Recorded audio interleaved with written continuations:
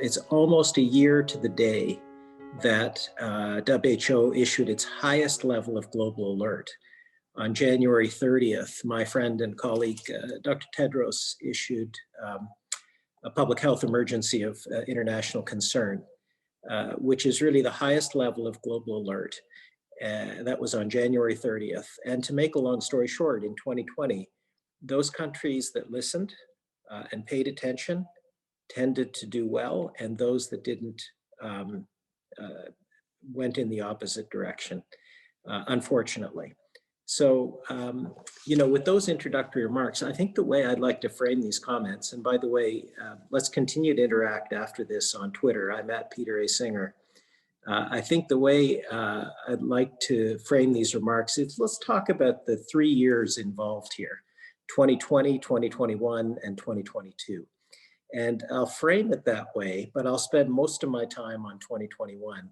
And I'll end with the same place I started, which is the role of young people and what we can all do together. Because if there's one lesson of the pandemic, it's that we really must work together to solve this global crisis. So 2021 is the year of vaccine equity. And that's going to be the principal focus of my talk.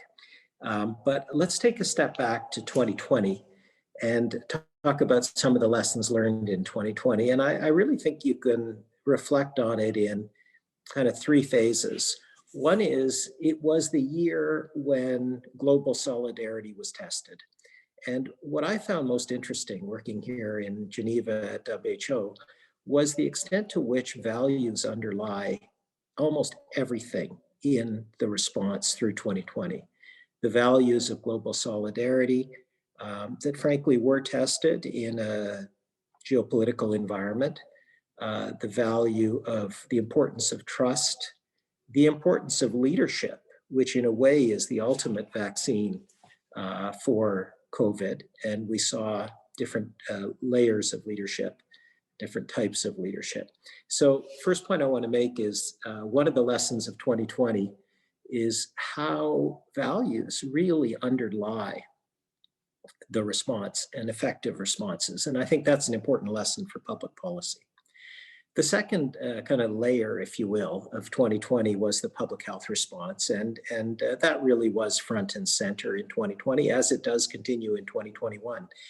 And, those countries that did well were able to, as Dr. Tedros said, test, identify the virus, isolate cases, trace and quarantine contacts. That's the heart of effective response.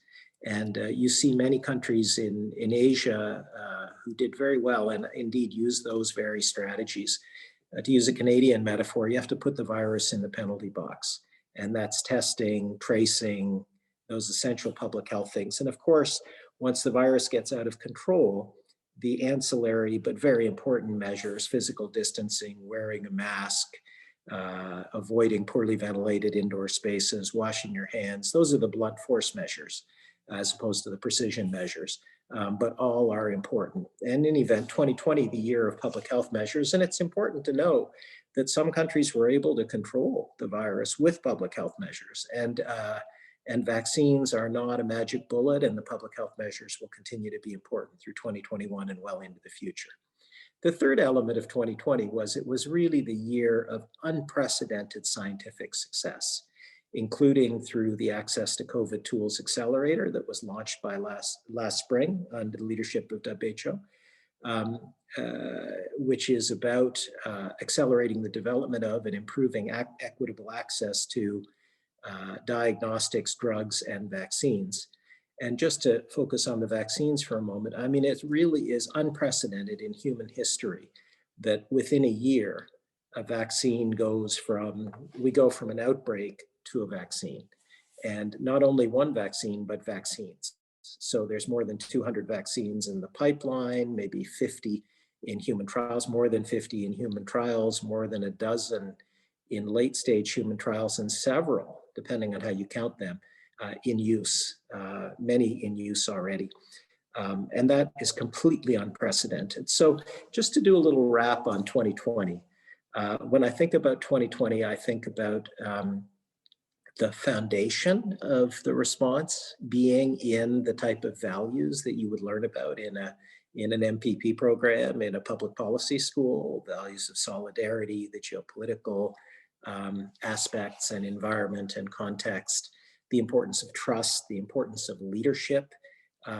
These things cannot be underestimated. And of course, it was the year of public health measures, which are essential for the response and also not to be underestimated, in the year of incredible and unprecedented scientific developments.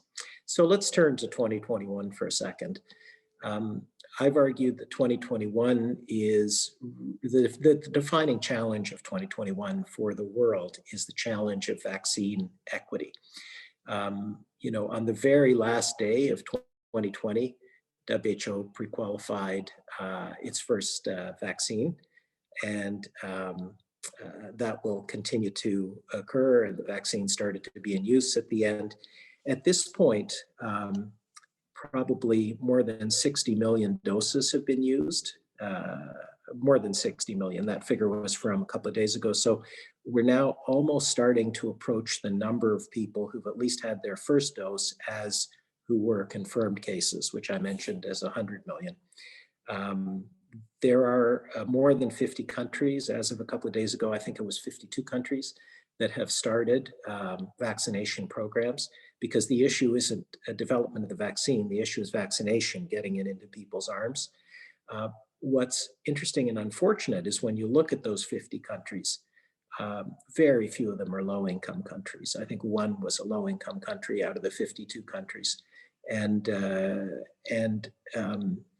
as of last week, there were 25 vaccinations in low-income countries. And as Dr. Tedros said last week, not 25 million, not 250,000, not 25,000, 25, which is an incredibly low amount.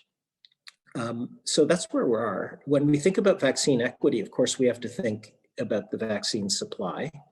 And there we see several vaccines, and we can go into a little bit more detail about the different technologies, the RNA vaccines, the mRNA vaccines, which really were very, very interesting. That's Pfizer, BioNTech, and Moderna. The viral vector vaccines, AstraZeneca.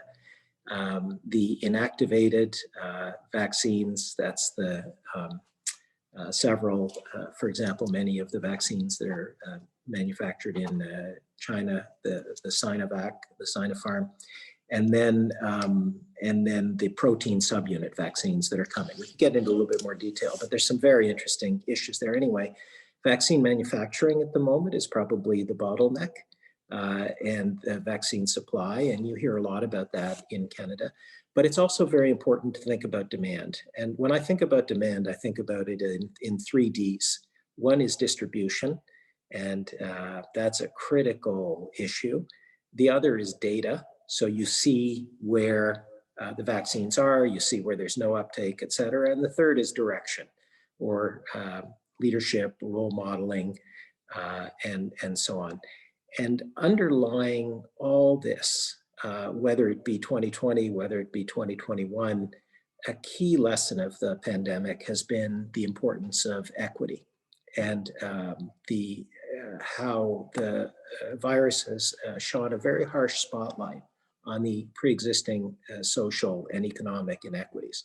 You probably saw some recent data from Toronto that shows that the vast majority of the cases of COVID are actually in racialized communities in Toronto, much overrepresented, and so very serious. And that goes to issues of essential workers, the nature of work, and it goes to issues of the recovery and how we might be able to improve some of the pre-existing social inequities through recovery.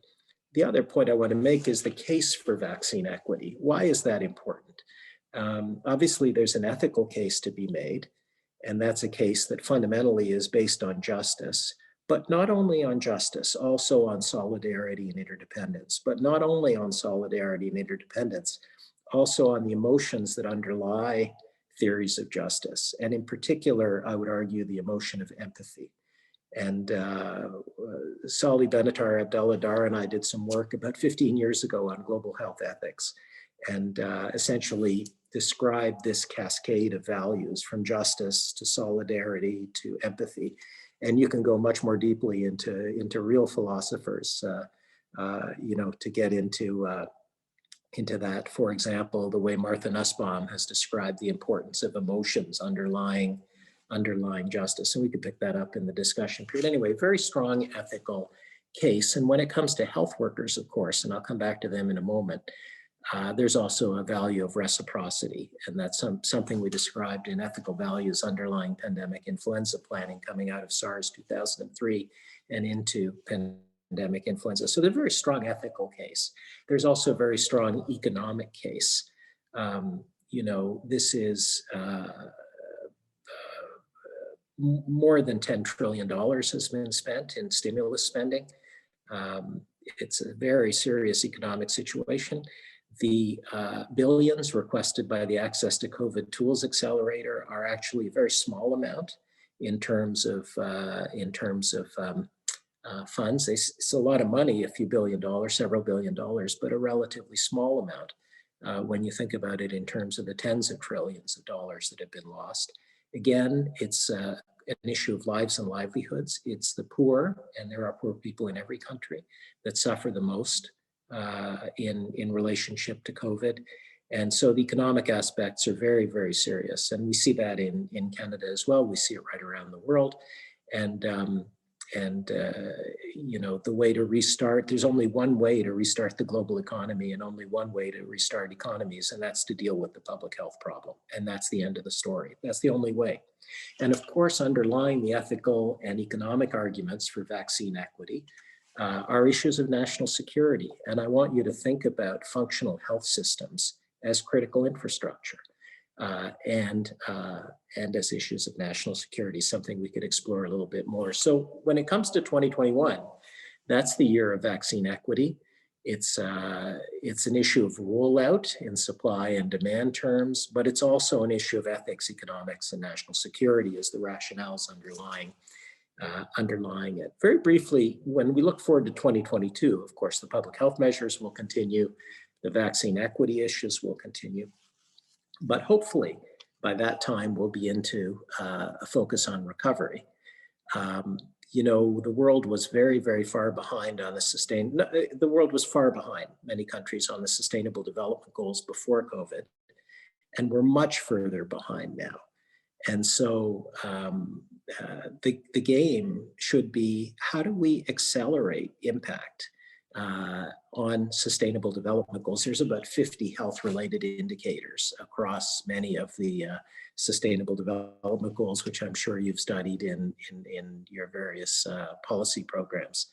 How do we accelerate impact and accelerate back towards the Sustainable Development Goals? Focus on a primary healthcare-led recovery is one way to do that. Primary healthcare is very closely linked to equity. Accelerated recovery has to do with identifying the actual barriers, using data and overcoming them, and focusing our resources on the true barriers. It has to do with scaling innovation. It has to do with enhancing mutual accountability. And that's both in the multilateral system, and COVID has shown us the importance of multilateralism, I think, in the multilateral system as in the multilateral agencies. And there's an initiative called SDG 3 Global Action Plan, where 13 multilateral agencies working very closely together on health. But it also means multilateralism in countries. And Dr. Tedros has announced something called the Universal Health and Preparedness Review, that is essentially mutual accountability among countries, borrowing a page from the Human Rights Commission model in terms of future preparedness to ensure this never happens again, and of course, getting back on track towards the SDGs. So 2021, hopefully, will be into the recovery. Hopefully, the theme will be equity. And that, by the way, obviously needs to also have a focus in Canada on our Indigenous communities, as does the vaccine rollout. And that, I think, will be the theme of 2021. So let me end then with something that you can actually do. because I started by talking about young people. And the great thing about young people is fresh ideas, fresh enthusiasm, things you can actually do. One of the places I'd like you to focus is something Tedros announced recently, his 100-day campaign. It was a call to action. And the call to action is that in the first 100 days of 2021, we would like to see, he would like to see, WHO would like to see vaccination of health workers and other high-risk groups underway in every country in the world. So not the 52 countries, but the 194, let's say, member states of WHO. And that the day 97 of that 100 days, by the way, if our calculations are correct, is April 7th. April 7th is World Health Day. World Health Day, we're issuing a report focused on inequality. And so this is something that you can do with your advocacy in Canada and around the world on social media and through whatever channel you have to advocate for the vaccination of health workers in, well, right around the world, actually. Imagine if you're a nurse in a rural African setting and you're caring for COVID patients and you're exposing yourself to great personal risk.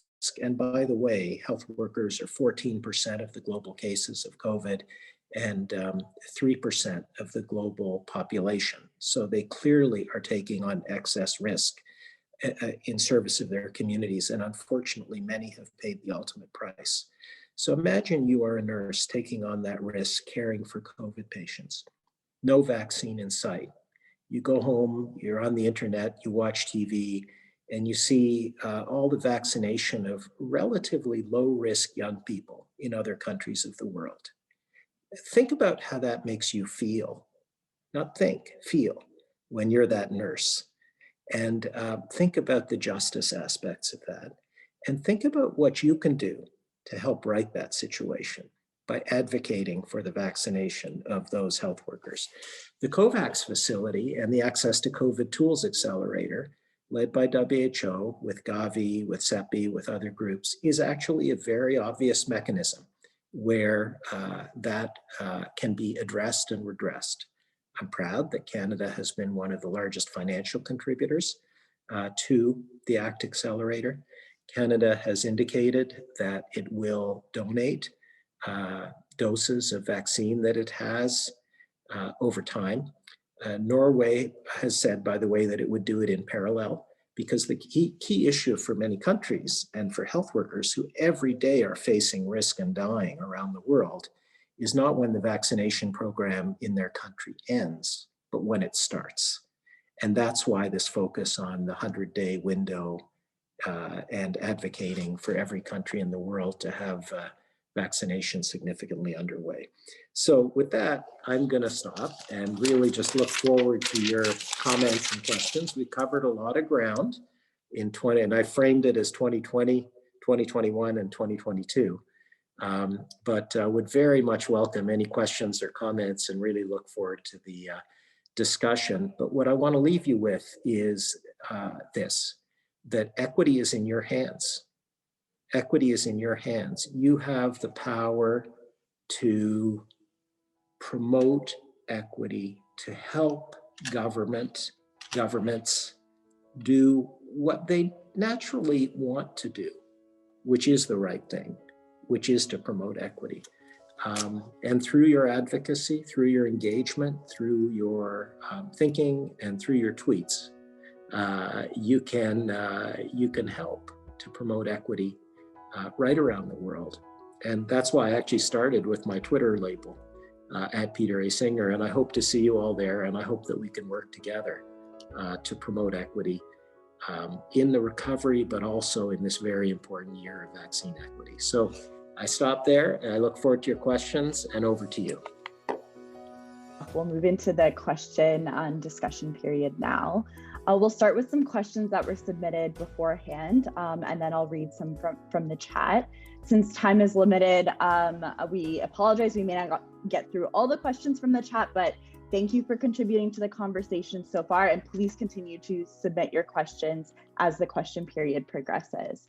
So to get us started on the theme of vaccine equity, like you talked about in your talk, the WHO issued a recent warning of catastrophic moral failure from a lack of vaccine equity policies and distributions. And Dr. Tedros suggests that a me-first approach from rich nations pushes up the prices and encourages hoarding. So can you speak to some of the root causes of what this vaccine inequity is and where it's coming from? Thank you. Indeed, he did talk about he said that the world is on the brink of a catastrophic moral failure. And he said that in his address to the executive board last week. The executive board is a governing body of WHO. And he went on from there to talk about the 100-day challenge, the need to move forward on vaccination of health workers and other high-risk groups right around the world. And he gave some specific requests on governments and on corporations to help with the COVAX facility. You asked about root causes. I think it's important to be realistic in the sense that, you know, the principal responsibility of every government is to protect their own citizens. So there's an understandable starting point there in terms of how domestic governments think. At the same time, undue nationalism, undue vaccine nationalism is not a good thing. And I think Dr. Tedros put it most clearly when he said that it's not right if that ultra high risk nurse who is providing a service to her community, and by the way, a service to the whole world, because if none of us are safe until all of us are safe, and if there's COVID anywhere in the world, there's COVID everywhere in the world. So Dr. Tedros pointed out that he didn't really want to see a world where that nurse was completely unvaccinated and had no vaccine in sight, and low-risk people in other countries were being vaccinated. So that's the root cause is the interdependence or the lack thereof in our global community across nation states, and then the emotions underlying that interdependence. Either we feel an empathy or not. Without a feeling of empathy for that nurse, there's no interdependence. And without interdependence and solidarity, there's no justice, fairness, or equity. So the root causes actually are within us. And there's a kind of understandable architecture of national sovereignty and the responsibilities of governments. But I think we also all feel responsibility to the inherent dignity and worth of every human being on Earth. And that's where the argument has to start, and not only the argument, but the actions. And that has to do with the 100-day campaign with which you can all help. So there's many actors that are contributing to some dynamics in this vaccine distribution race, you could say. Which actors could be seen as abusing their power, and which actors could be seen as not using enough of their power? Well, Dr. Tedros had some specific calls to action about things that would help in regard to the ACT Accelerator, for example, or the global distribution or vaccine equity. One thing that would help would be if governments that had access to vaccines were willing to share even a proportion of those vaccines in a timely manner. And I indicated that the Norway, the development minister of Norway, said that he would be sharing vaccines with the COVAX facility in parallel with vaccinating the Norwegian population. And so there's an example of what governments can do, in addition, of course, to the financial contributions to the ACT Accelerator, which is really a global distribution mechanism to accelerate vaccines, but also equitable distribution. So those are the kinds of things governments can do. And of course, there's things governments could be not doing. And that gets to the issues of 2020 and the geopolitical divides, which were not that helpful, to be honest. in terms of corporations, the first thing to say is, as I mentioned before, it's unbelievable that we have a vaccine within a year of the start of a pandemic. It's totally unprecedented. The normal thinking is it takes 10 years to develop a vaccine. And that's a credit, actually, to corporations that were the platforms where those vaccines were developed. At the same time, to get those vaccines around the world, corporations could and should be providing their dossiers to global organizations like WHO for pre-qualification. And one of the other things Dr. Tedros did in his speech is called upon companies with vaccines to be presenting their dossiers to WHO in a timely manner, because that's a precondition for global procurement and distribution. So there's a couple of actors, a couple of specific examples that were cited by Dr. Tedros in his speech. And since you guys are all in a public policy environment, these are very much issues of public policy and global public policy, I just point out. We can move now into Canada's role. Canada has secured enough doses to vaccinate its population 5 times over.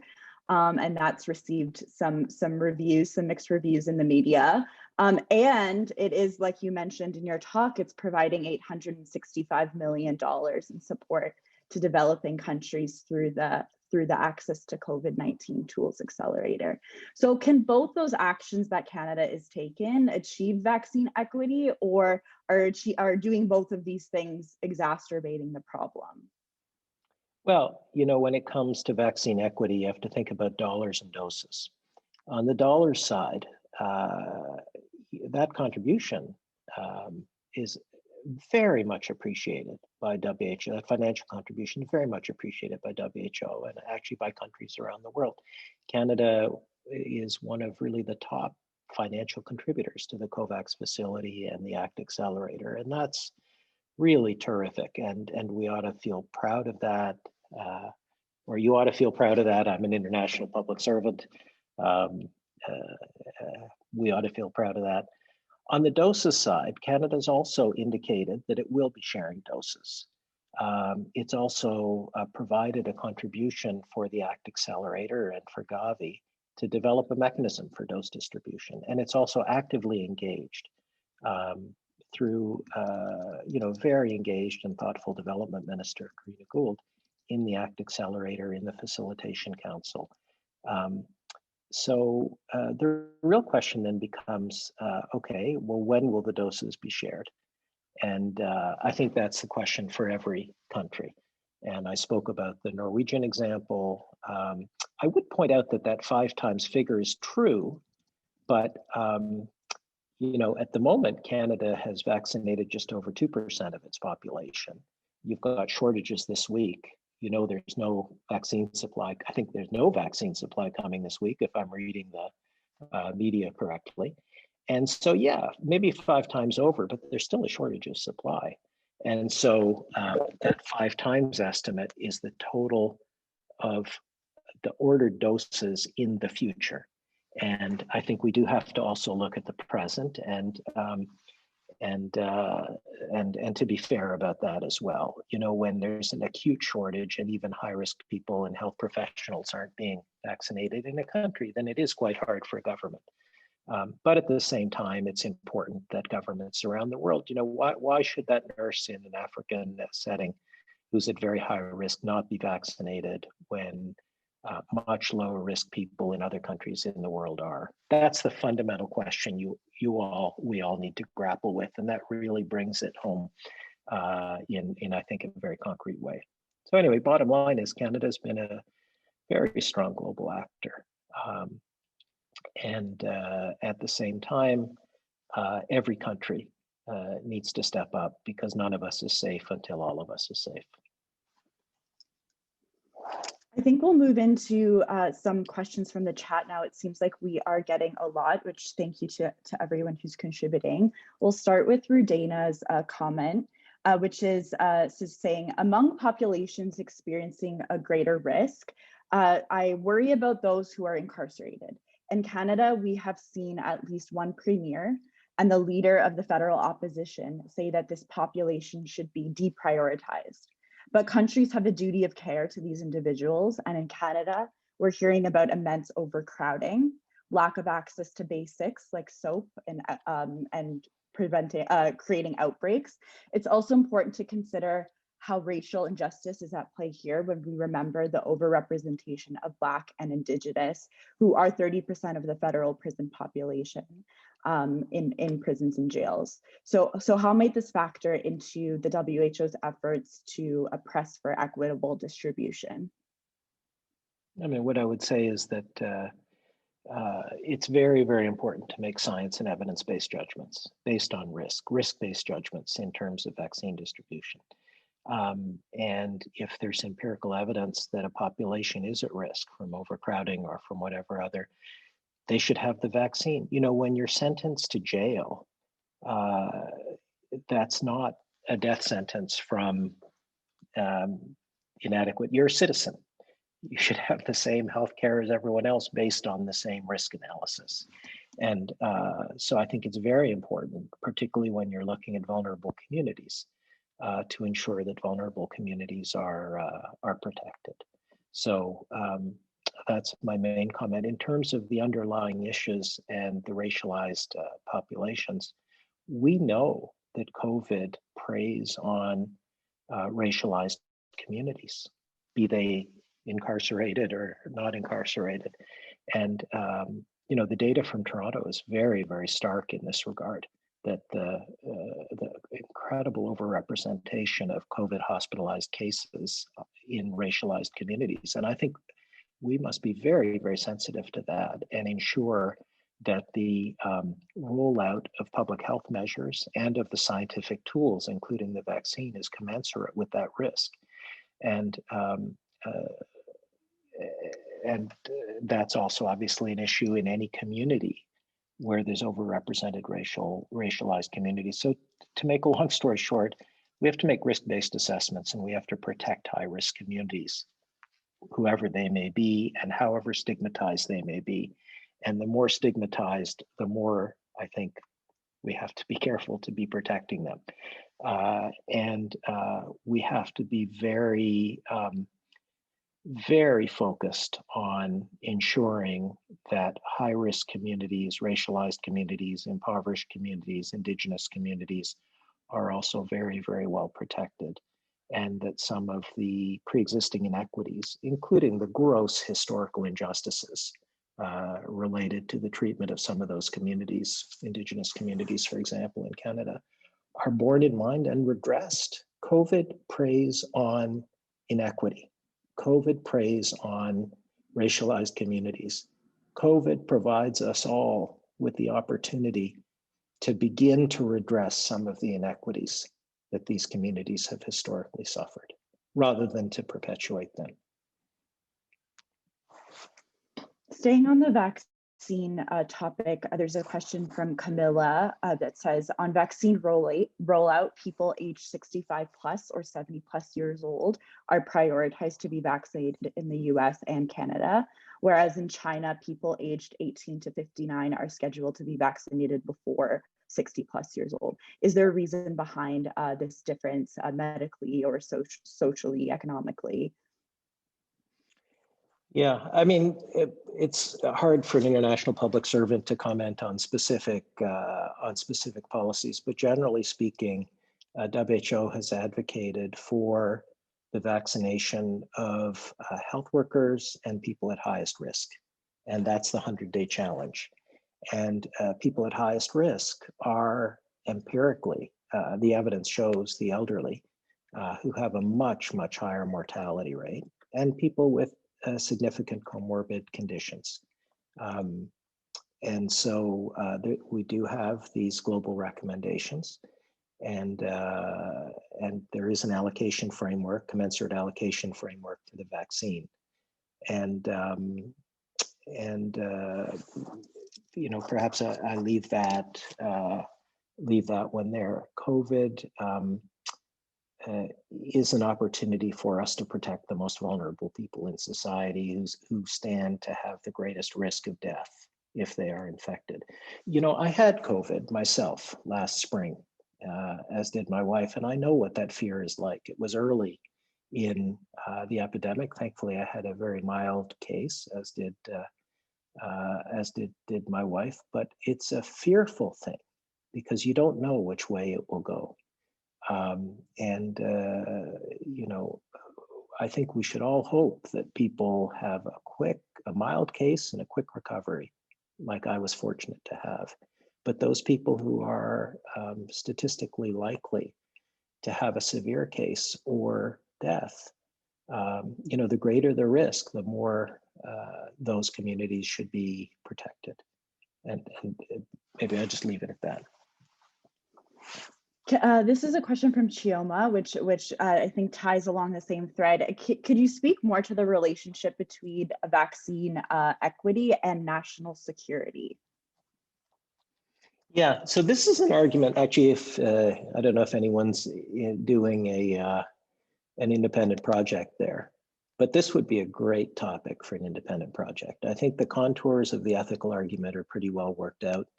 I think, although there's some very interesting issues there, like the underlying role of emotion that I was talking about, there's some very interesting public policy issues. The role of emotion in public policy related to solidarity, related to equity and fairness, very interesting policy issues. The economics are starting to be worked through. I haven't seen that much written on the national security aspects. There's obviously a history to this. For example, the way the United States National Security Council historically treated HIV and AIDS as a national security threat to the United States.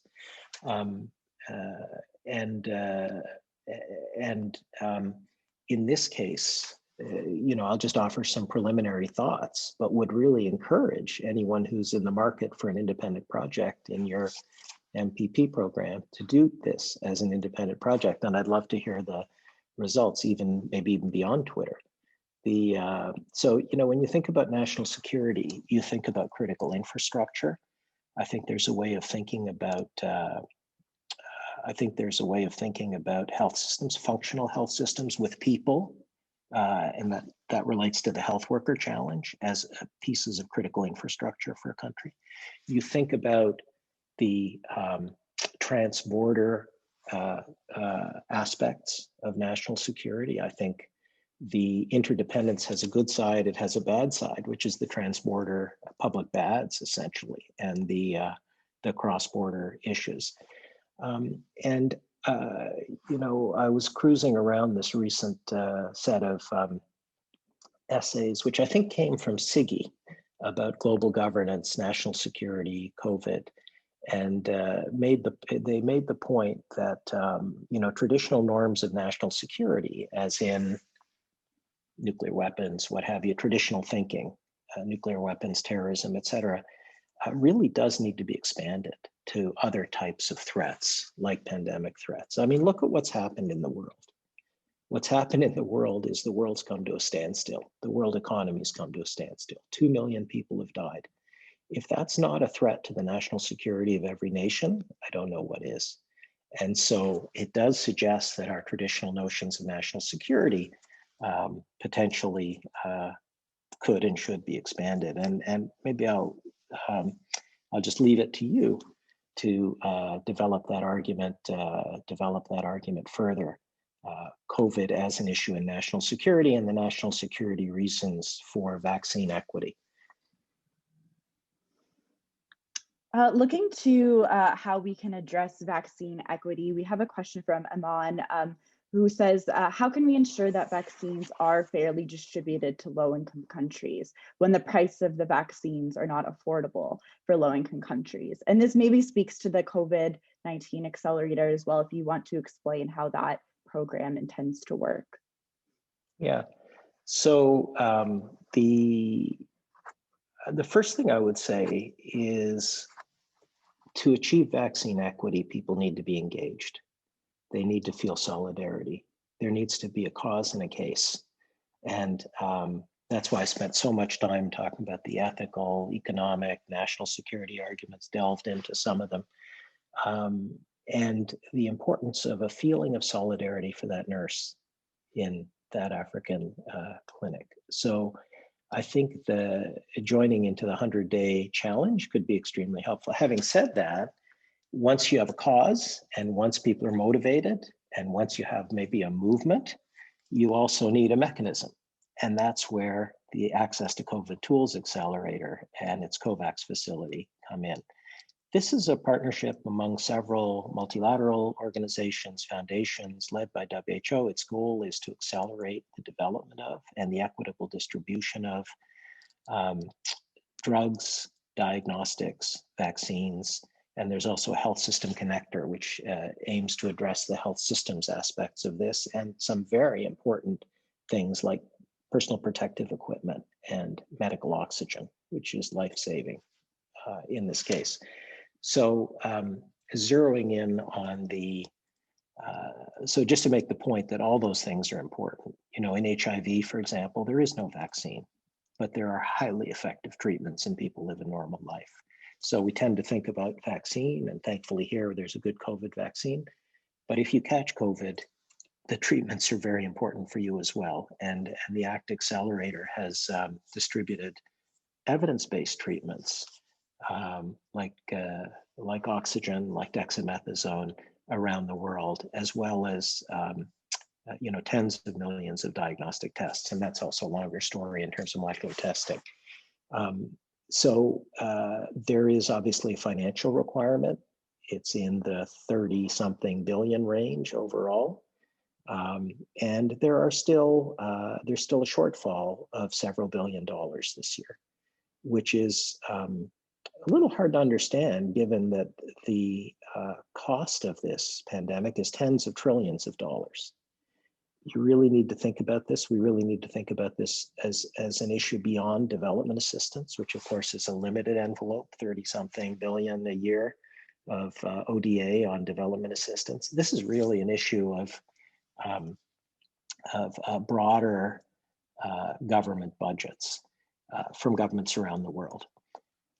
In terms of the vaccines and the vaccine distribution, which was part of your question, there is a bottleneck at the moment on the supply side, and there is a bottleneck in manufacturing capacity.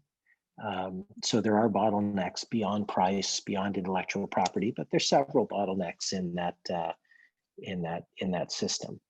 And I think what most people forget is that demand is just as important as supply. And so there you get into issues of infodemics and you get into issues principally of distribution. You know, any business knows that distribution is king or queen. And so, you know, the issues of distribution, your distribution channels, your marketing in terms of the confidence people have in your product, the issues of trust underlying, the issues of data and identifying where the gaps are. These are the important aspects on the demand side. So there's a lot of different bottlenecks. They'll be different in every context. And it goes, you know, beyond price, beyond intellectual property, but of course it's inclusive of those issues as well. This is a question from Inez. She asked, how does the WHO work with COVID denying leaders to promote vaccination, especially among healthcare workers? On the same note, there's significant skepticism about the vaccine, the fact that research to dissemination was very fast. What is the plan to improve awareness and buy-in? Yeah, I mean, I think what this question from Inez is pointing to is the importance of leadership. I had a piece in The Independent in December that argued that leadership is the ultimate vaccine for COVID. And that's not only, or maybe not even principally, global leadership, although I feel very proud of the work that's been done by my colleagues around the clock and around the world in the leadership of Dr. Tedros. You know, a lot of the leadership that really matters is leadership at the national and subnational level. So if you look at a country like New Zealand and you look at the leadership quality of its leader, New Zealand has had a particular set of results. And by the way, there's a nice role here for women leaders, But leadership is ultimately the important aspect here. And that's an issue that populations themselves choose. People pick their leaders. So what I'm trying to say is it's not principally an issue of WHO. People pick the leaders they pick. Citizenries around the world, and not every citizen, there's different degrees of latitude, the extent to which a citizenry can pick its leader. Citizenries pick the leaders they pick. And WHO works with every country equally, 194 member states, to try its best to ensure the safety of the people in those countries. Our mission is to promote health, to keep the world safe, and to serve the vulnerable. And that's what WHO has done for 73 years, working with every country in the world, with every leader in the world, to do the best that we can. And, the anniversary of the public health emergency of international concern is a good example. Dr. Tedros sounded the alarm loud and clear. Well, on January 30th, our highest level of global alert at a time when there were fewer than 100 cases of COVID outside China. And, those leaders that acted quickly, and by the way, he was urging leaders to act well before January 30th. There was a crescendo there. Those leaders that acted quickly and decisively at the highest levels of government, those countries tended to do well. And so WHO has worked very closely with leaders around the world to serve them. We support countries. We're a multilateral institution, part of the UN system. And we've done our best to support every leader in the world to do the best that leader can for their own citizenry. I think we're approaching, close to our end point now. So I think we'll ask a couple more questions and then close out. So shifting gears a little bit, I'm wondering with President Biden's recent inauguration, what would a restored relationship mean for the management of the pandemic and potential future global public health crises in that restored relationship with the US and the WHO?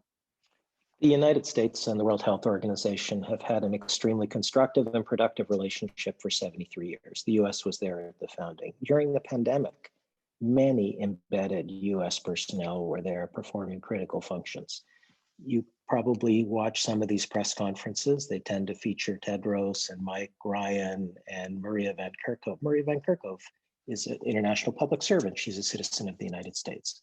And so, US personnel, including embedded US personnel, have had a very important role before the pandemic, during the pandemic, and after the pandemic. The US is an incredible country in terms of its ability to, for example, use science. Think about the Moderna vaccine and the role of the US National Institutes of Health in the Moderna vaccine. So there's an incredible amount of capacity there. There's a fantastic and longstanding relationship. And obviously, it's better for the world if the United States is an active member of the World Health Organization alongside other countries. If you look at, for example, the role, all countries are important in WHO. Many European, many European countries in the last year have incredibly stepped up their leadership in relationship to the WHO. But every country is important, and every country is equally important to a multilateral institution. And the relationship with the United States is an important relationship. But the WHO is not a bilateral institution. It's a multilateral institution with 194 member states on its board, and it serves all of their needs. Dr. Tedros did very early on express his congratulations to President-elect Biden, now President Biden, and Vice President-elect Kamala Harris, now Vice President Kamala Harris. He said he looked very much forward to working very closely with them. And in fact, on the first day of office, President Biden issued an executive order rescinding the previous notification of the United States government to the UN Secretary General to leave WHO. It would have happened this summer because there's a year notice required. So that's now been rescinded. We very much welcome that. He announced that the United States was joining the ACT Accelerator and the COVAX facility. We very much welcome that. And I would encourage you to watch Tony Fauci's speech that he gave to the executive board last week, announcing this on the first or second day of office. I think it was the second day because of the time difference. It was a very thoughtful, passionate, and emotional speech, and shows you the close relationship between the United States and the World Health Organization. I mean, at the end of the day, it goes back to the fundamental lesson of 2020, which is solidarity, and we're all stronger together. And the only way to defeat COVID is going to be together. And nobody is safe until all of us are safe. And a key lesson of 2020 going into 2021 and beyond is the importance of the world acting together, because global challenges require global solutions. And one of the personal lessons I've taken is out of 2020 is the critical importance of the multilateral system generally, and of WHO in particular, in dealing with global threats. And maybe I'll just close by saying these threats don't come one at a time. You know, we have a triple or a quadruple threat, our global challenge, shall we say, of the pandemic, of an economic crisis wrought by the pandemic, of racial inequality, which you've mentioned several times, racial and socioeconomic inequalities, which have been uncovered by the pandemic, and of the climate issues. This is almost a quadruple challenge, closely interlinked set of challenges. And by the way, an economic council that was launched by WHO, chaired by economist Mariana Mazzucato, is actually looking into this as a type of triple, quadruple threat and asking what are the actions that governments can take to address these challenges together. And that gets back to the issue of leadership as the final common denominator, or the final common pathway, if you will, of work, national leadership, and of course also global leadership. Thank you, Dr. Singer, for your time with us today. Thank you to all the participants on the call for your questions, your engagement, and your interest. I'm going to invite Leo back to provide some concluding remarks as we end the talk today, but thanks again. Oh, and I should tell you what a wonderful person Leo is. That's how I meant to start, so I'll just end there. Thank you, Dr. Singer. We really appreciate your insights, your guidance for this. And we like to thank everyone for having joined us at this first event in this series. And Dr. Singer, this has been wonderful. We're looking forward to keep bringing inside our support in this part. I think this is, like you have mentioned, is a thing that is starting for a new year. And we need to think in that way of actually getting for the next, I think for the next 5 years. But to keep up with Dr. Singer and the WHO, please follow him on Twitter at Peter A. Singer, and please send your follow-up questions by using the contact form on ppags.ca. And before you leave, please take a quick minute to answer the poll that should be posted on the chat. It would be a link. And we would also tell you that if you enjoyed this event, please stay tuned for our next one on February 15th, where we'll be talking about urbanism and public policy. And PPAGS thanks you all and wishes you a good afternoon, a good evening, and a good night.